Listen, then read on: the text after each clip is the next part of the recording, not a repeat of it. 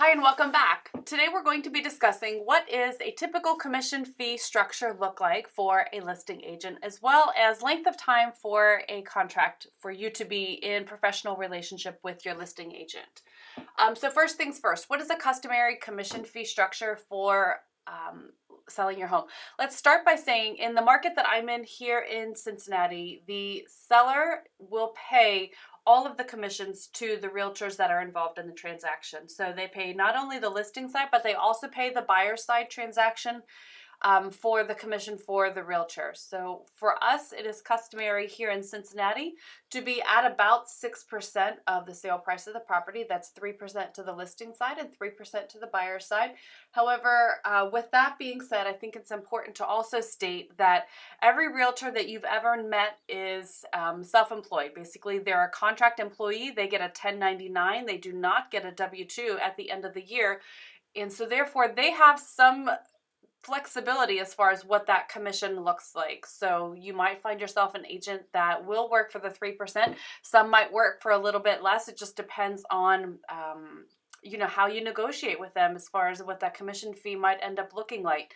What I'd like to say though about that is, yes, there are realtors that specialize in the low fee structure, maybe 1%, 1.5% instead of that typical 3%.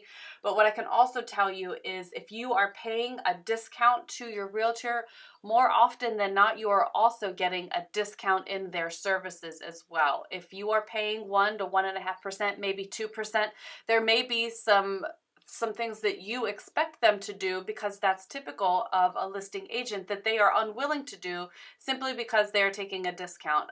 That may mean that they take their own photographs with their iPhone or their Android phone as opposed to paying for a professional photographer to come in. They may not be screening the calls as far as setting up showings are concerned. Their fee structure may have you as the homeowner scheduling those showings and making arrangements to be out of the house instead of which you might find with a more typical full-time realtor who will charge that 3%, who will handle those types of things for you. They'll handle the showings, they'll handle the communication with other agents, they'll typically hire a professional photographer. So you don't always get the best value simply because you're saving a few dollars. So that's definitely something to keep in mind.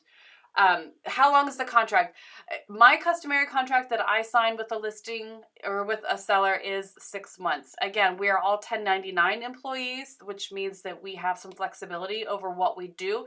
So you may find somebody who's willing to list your home for less than 6 months. I would imagine that 3 months would probably be the minimum that they would want to work or that they would want to sign. However, again, it's flexible. If you have something that you have in mind, my thought is it doesn't hurt to ask. The worst thing that somebody can say when you ask a question like that is no, but at least then you have the understanding of where they're coming from and you can say that you've asked. So anyway, typical commission looks like about 6%, 3 to the buy side, 3 to the list side, and a typical contract between a seller and a listing agent is approximately 6 months, and that is based on my experience. So if you have any questions or thoughts, I would love to hear from you.